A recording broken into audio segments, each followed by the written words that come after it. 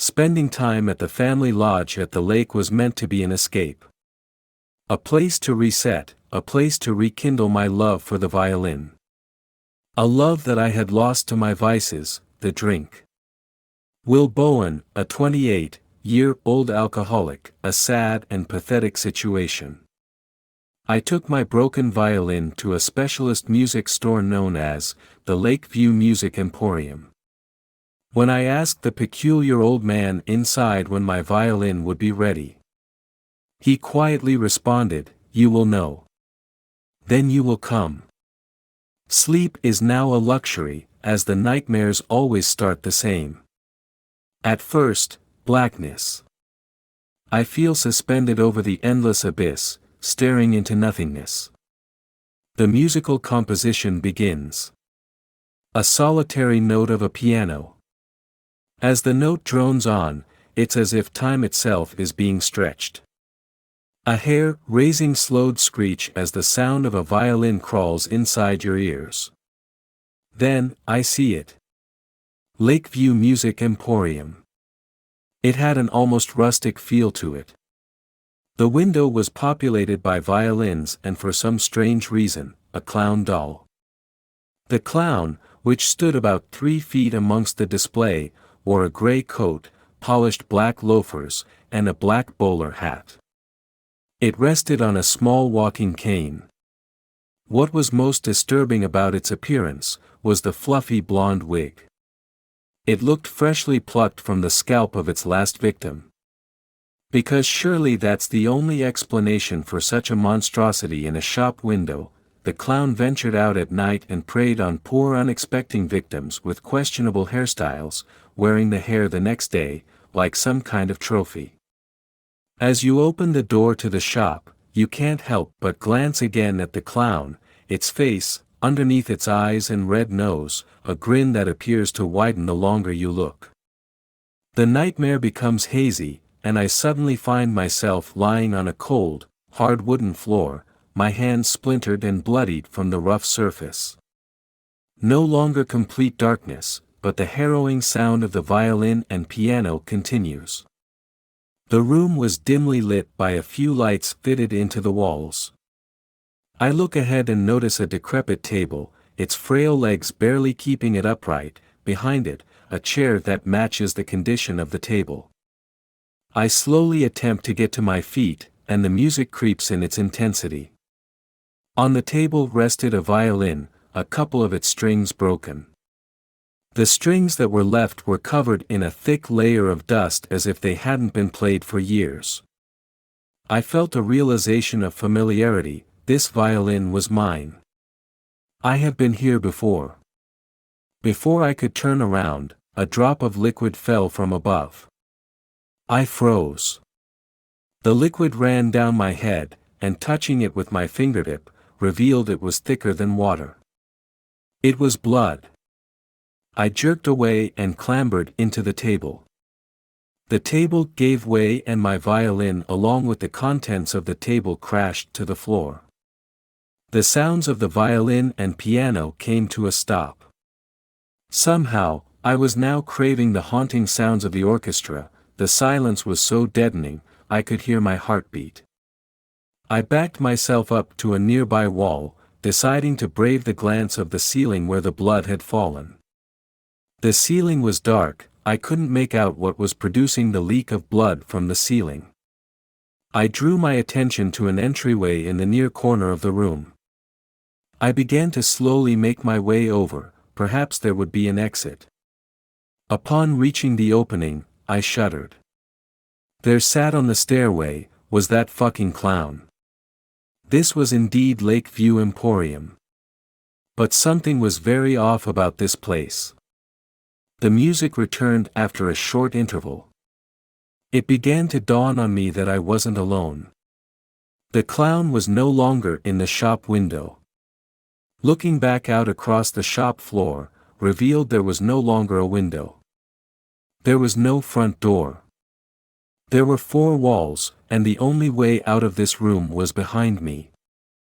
The shop floor held a chaotic display of violins.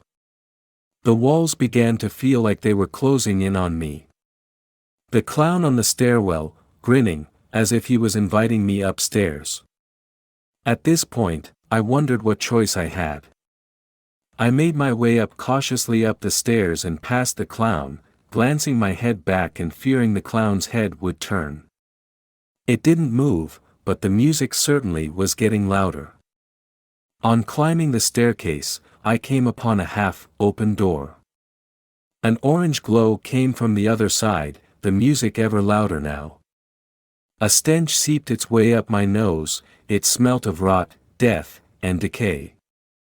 My fingers touched the side of the door, I felt physically sick. I knew that nothing good would be found behind this door. This was all just a nightmare and I'd awaken soon. I pulled the door back. The music stopped again. The room was much dimmer than the light downstairs, but I could still make out shapes and some of the room under its orangey, red glow. The stench grew stronger now. I couldn't see anyone. Who or what was playing the music? Looking out into the room, a grotesque large object. The object resembled a gramophone that was between 5 and 6 feet off the ground. My eyes then shifted to the center of the room. Another table, something was on it. I reluctantly went to investigate. I found the source of the smell and blood leaking into the room down below. The dead eyes of what were human remains looked up at me. The torso was mostly removed, you could see the blood-soaked table through the huge puncture in the body. I was so distracted by the chasm in the body that I didn't even realize the legs were missing. Upon closer inspection, something shocked me. Across the hole in the body were fine strings, connecting from one side to the other, leading down until a sudden stop. Whatever this project was, it wasn't finished. I had a grotesque urge to run my finger down the strings. Was this a part of the orchestra I was hearing? Running my finger slowly down the strings created a chilling whining noise. It was as if the corpse was groaning in pain. Turning my attention to the head, which I could have sworn just moved. A matchbox lay just beside its left ear. I cautiously reached towards the box, fearing that this thing would turn and bite my hand off. It didn't. Dead as dead could be, I thought. A crackling sound came from across the room, but I could not pinpoint where. I reached for a match and struck it against the box. I held up the lit match to one of the nearby walls not covered by the dim light. The match revealed an odd display of violins. These did not look like your usual wooden violins. They looked like some form of animal hide.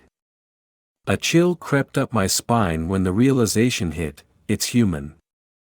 The match burnt my finger, causing me to drop it to the ground, extinguishing it. From behind me, the sound of bones cracking. Terrified, I reached for the box of matches, now shaking in my hand. Strike, strike, strike, strike. An otherworldly groan. I was now facing the large grammar-like phone object. Strike, strike, the match finally lit. The flame was dancing around in my hand. I made my way over to the other side of the room.